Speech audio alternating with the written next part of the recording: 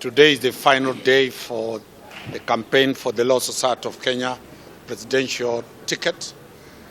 Peter Wamanya, who is contesting for the presidency of the Law Society of Kenya, has a manifesto that is all-inclusive.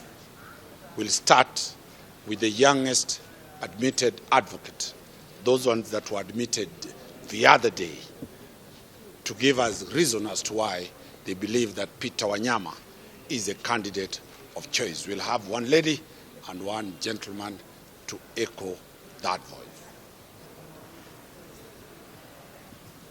Good morning, everyone. Peter Wamanya has been a man who has dedicated his life to championing for the legal prosperity of every advocate and the Kenyan citizens at large. As an advocate, Peter Wamanya has demonstrated beyond doubt and absolutely that he's the man for the job. He has encouraged the young advocates to stand up for themselves. He has taught them about the areas of practice. He has told them that this is the way it is. Today is the last day for the campaigns for the Law Society of Kenya presidential candidates. In the ballot, there are other candidates. Today we have brought the front runner, Peter Wamanya, to do his final submission to the whole country, to present his manifesto and what he stands for.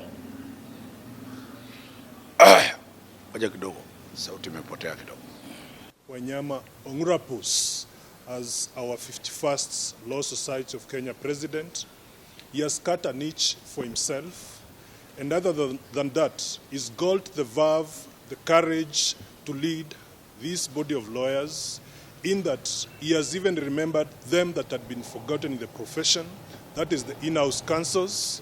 He's promised that when he gets that post as the LSK president, he's going to champion for the council members to establish a representation of the in-house councils, and those are the people that had been forgotten in the previous regimes.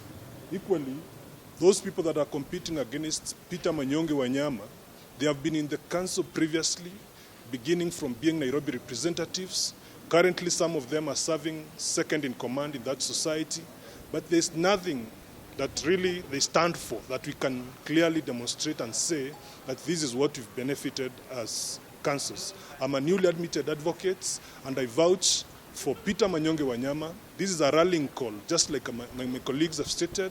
Would request all the senior bars, mid-bars, and young advocates to come out in large numbers on 29th of February 2024 and vote for Peter Wamanya as our next LSK president. Thank you very much. Christine. Here to endorse Peter Wamanya as a candidature. We have been on the campaign trail for the last about 4 months, and today we bring it to a close. Myself, I do endorse Peter Wamanya for particular reasons. Number one, it is because his manifesto and even his agenda fully focuses on bread and butter issues for the legal profession, or rather the advocates. He talks about the very problems that are facing the legal profession and how exactly he intends to solve those problems. None of the other candidates is telling us how they intend to solve those problems. None of those other candidates is telling us that they will use legislative mechanisms and even policies to try and solve the problems that Peter Wamanya talks about, or rather the problems that face the legal profession. Number two, when you look at the political development in this country as it is right now, we need a very, very bold LSK president. We need a president who's very strategic in nature, and as such, we need a president who will speak against the excesses of the executive, the excesses of the government when it comes to Kenyans and even the legal profession. And as such, that is why I will be endorsing Peter Wamanya. That is why I'm making a rallying call to every single advocate that we need somebody who's strong enough, somebody who can face the government, somebody who can say the most uncomfortable things, and somebody who can speak up against the executive arm of government. The other thing is that the LSK is not an opposition party, and that is one thing we all need to know, that the LSK is not an opposition party at all. all. The LSK does not need somebody who aligns with a particular political party, and as such, we must get away from the idea that the Law Society of Kenya is an opposition party. It is not an opposition party at all. When you look at Section 4 of the Law Society of Kenya Act, there is actually a clause that says that the LSK has a role of advising government when need be. And as such, I believe that Peter Wanyama will do it very strategically. He will mobilize for the Law Society of Kenya strategically, even when engaging with government and other stakeholders. And as such, once again, I call upon the young bar, I call upon the mid bar, I call upon the senior bar to turn up on the 29th of February, 2 days from now, and vote for Peter Wanyama as the next president of the Law Society of Kenya. Omondi. Promises and nirvana, zeal, zest, venturesomeness, determination, and enthusiasm. I support Peter because Peter is a strong man. Peter is unwavering. Peter believes in the rule of law. Peter has personally filed 99 petitions to defend devolution. This is a man who, when given opportunity, he will serve us with excellence. There comes a time when silence is betrayal. We must make noise. We must speak. And we're speaking because we have a choice. Where's the choice? The choice is here. Peter Manyonge Wanyama for president. Thank you.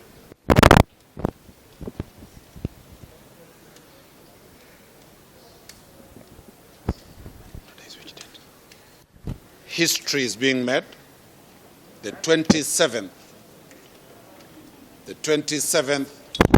of February 2024.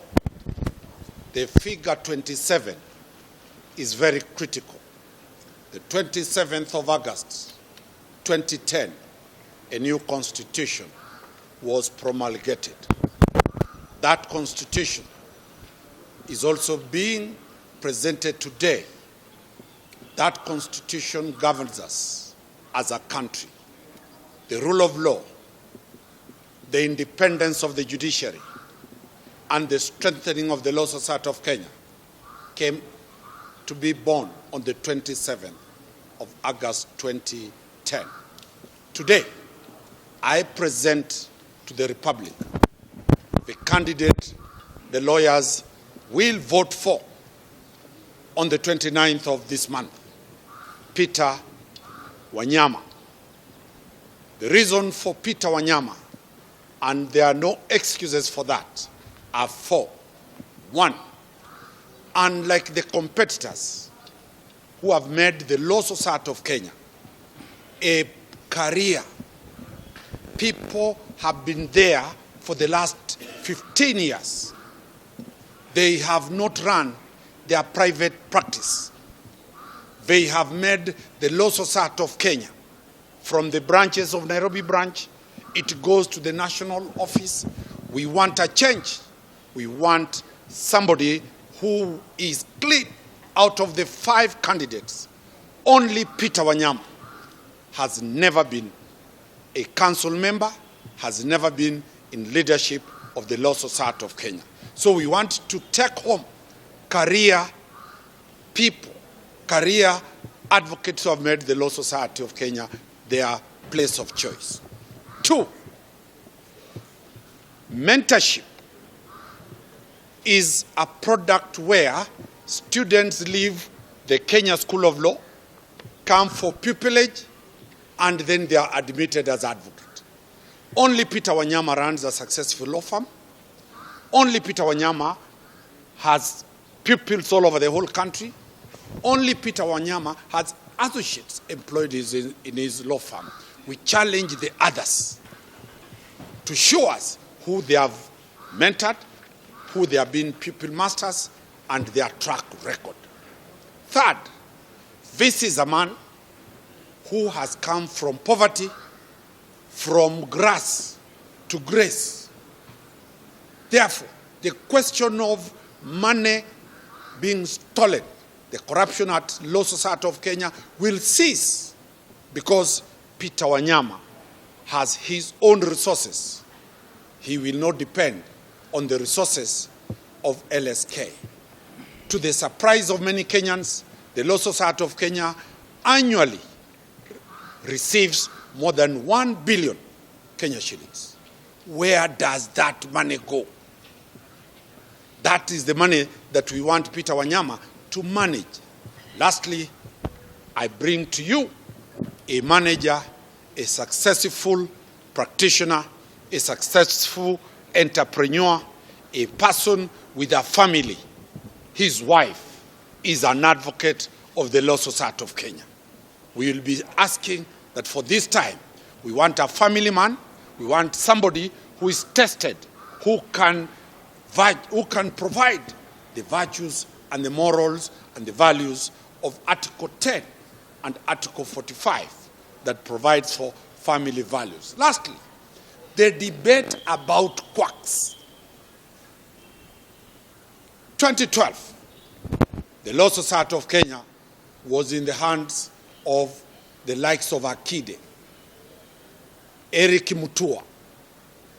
There were no quacks. From 2013-2014, quacks started entering the Law Society of Kenya. The people who allowed quacks to flourish are now pretending to be removing the quacks and arresting them. You cannot arrest yourselves. You cannot arrest vifaranga ulizozaa wewe mwenyewe. The only clean man is Peter Wanyama, who is coming without any taint, without any blemish. Allow me, the whole country, 55 million Kenyans, to present the candidate of choice, the man of power, the man who can deliver the Law Society of Kenya from the bondage that we have. Peter Manyonge Wanyama, karibu. Thank you. In the legal profession, allow me to once again reintroduce myself. My name is Peter Manyonge Wanyama Ongurapus. That is the PMO. For those ones who are eager to know, I was born 43 years ago in the peas and farms in Bungoma County, a place known as Cheptais. Today I am standing before you to formally confirm that we have run a successful campaign for the Law Society of Kenya President. And I want to begin by thanking all Kenyans and advocates for believing in my cause. It is a cause that will transform the Law Society of Kenya, a cause that will reset leadership at the Law Society of Kenya. And we believe that under my tenure as Law Society of Kenya President, we will do what it takes to be able to once again reconnect with Kenyans. In terms of my campaign manifesto, it is based at the foremost on the question of protecting the sovereignty of Kenyans. And allow me to just say something here. To the residents of Vikobani in Miritini in Mombasa, if you are watching this coverage, just know that Law Society of Kenya has listened to your cry. That gas company that is emitting toxic waste to the environment, that gas company in Vikobani in Miritini in Mombasa, that is emitting a lot of gas, bad waters that has damaged the environment. Kids are suffering from cancer. People in Vikobani have health problems because of that gas company. I want to state that henceforth, the Law Society of Kenya will be responsible for the pushing through of the rights of all Kenyans, including the people of Vikobani in Mombasa, who yesterday went to the media and complained severely that the government of Mombasa, the government of Kenya, is doing nothing. NEMA, they are doing nothing to protect the residents of Vikobani from toxic gas emission. Under the Constitution of Kenya, every Kenyan has a right to clean environment. And it is the responsibility of the Law Society of Kenya, and under my leadership, to listen to every concern of Kenyans to ensure that we protect your right to clean environment, and we are going to do what it takes to immediately address that problem, the problem of Vikobani in Miritini in Mombasa.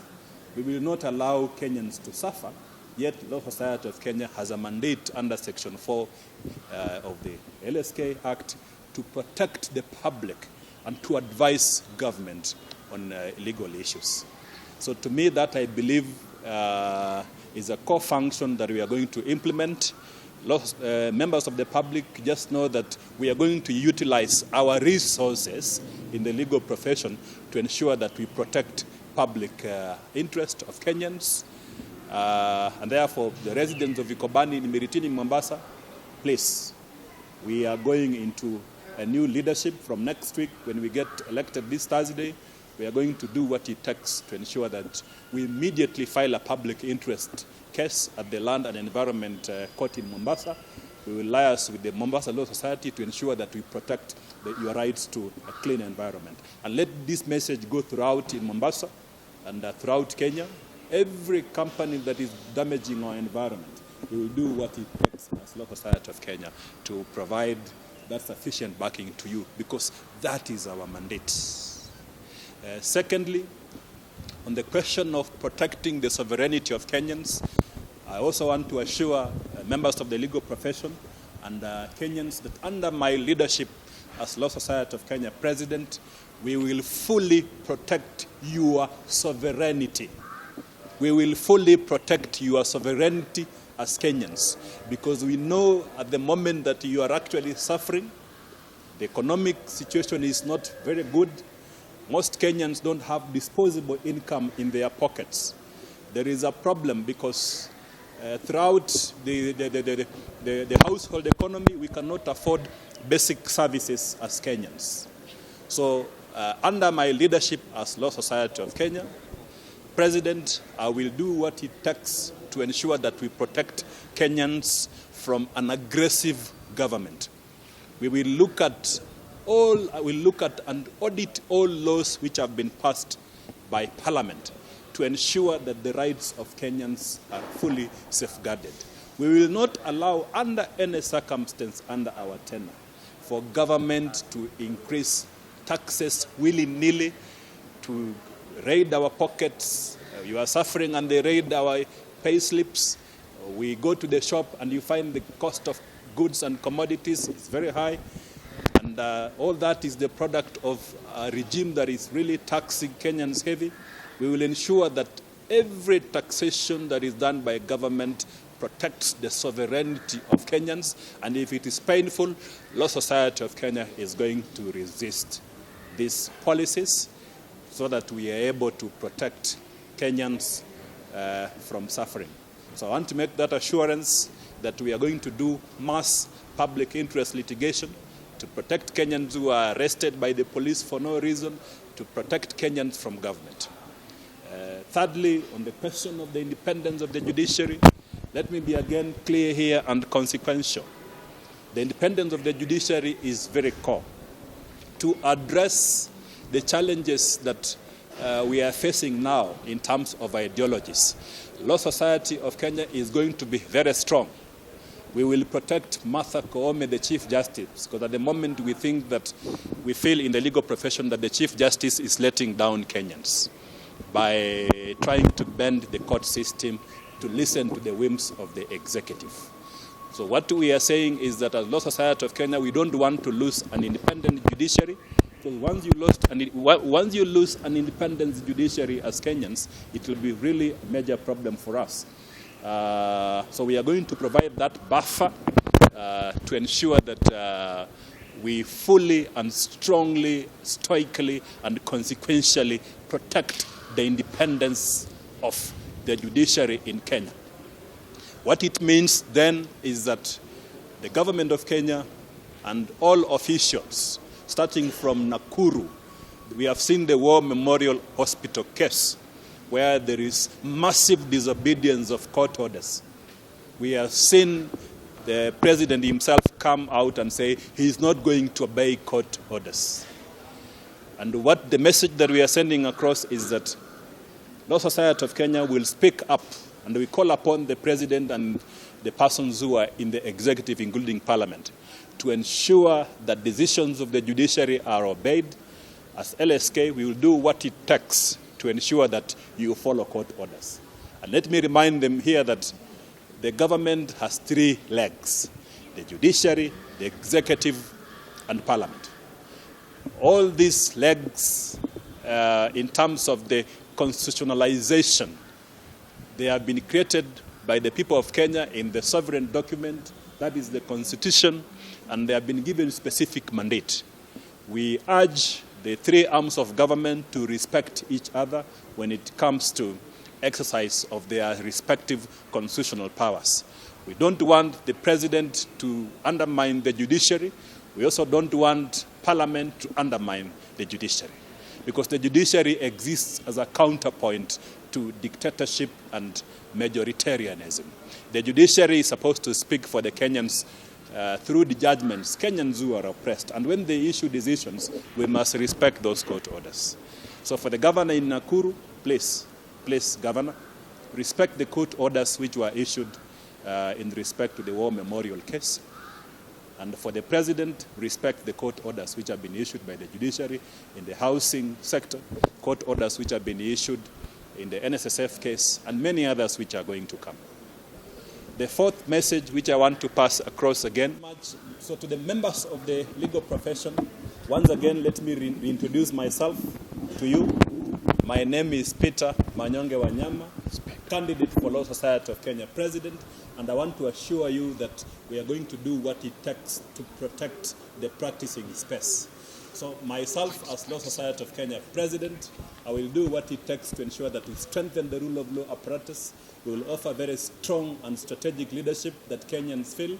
We will also protect our practicing space from quacks. We will do massive reforms to ensure that, and this one calls for strategic engagements with Parliament and all the other stakeholders, so that we streamline our practicing space. We are going to do what it takes to clean up registration of companies. We are going to do what it takes to promote reforms in the land sector, and also streamline litigation in the context of public interest litigation.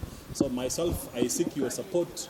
I seek the support of Kenyans to be the next Law Society of Kenya president, who will provide that consequential and strategic leadership that is needed to members of the public in Kenya. We are going to be extremely strong on rule of law.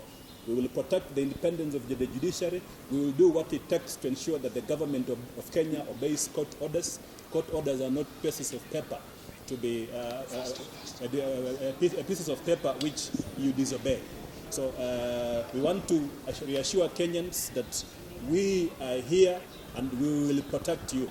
And lastly, let me just send a message to the live persons who are watching from Miritini in Mombasa, that we are going to do what it takes. We have heard your cry.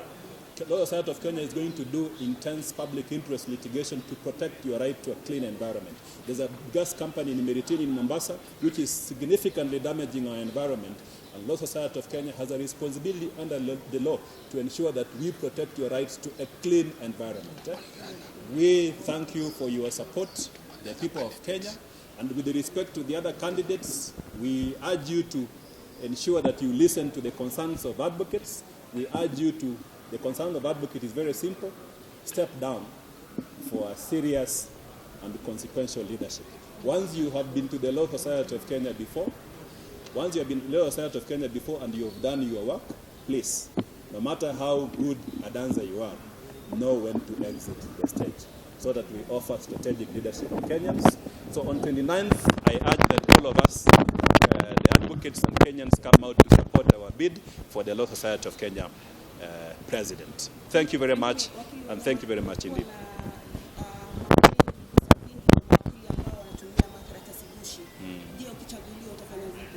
systems. We are going to improve our IT platform so that we weed out all quacks who don't have a license. So what we are going to do is that we are going to ensure that there is a USSD code which is provided for Kenyans to be able to access legal services immediately, and you'll be able to confirm whether someone is an advocate or not by just using a smartphone to ensure that you don't fall under the hands of quacks. There are so many quacks in Kenya. And we are going to empower branches to ensure that even Kenyans at the bottom of the legal economy in the counties get proper services from advocates who we are going to properly train so that they serve Kenyans in the wider population. Do you think that the elections will be free and fair? Yes, we have confidence in the IBC system. IBC is conducting our elections. So far, they have briefed all the candidates, and we believe that advocates will make the right choice. What we need is IBC to provide that platform for us to have a free and fair election, which I believe advocates will definitely vote for me in a free and fair manner. Maybe tell us something about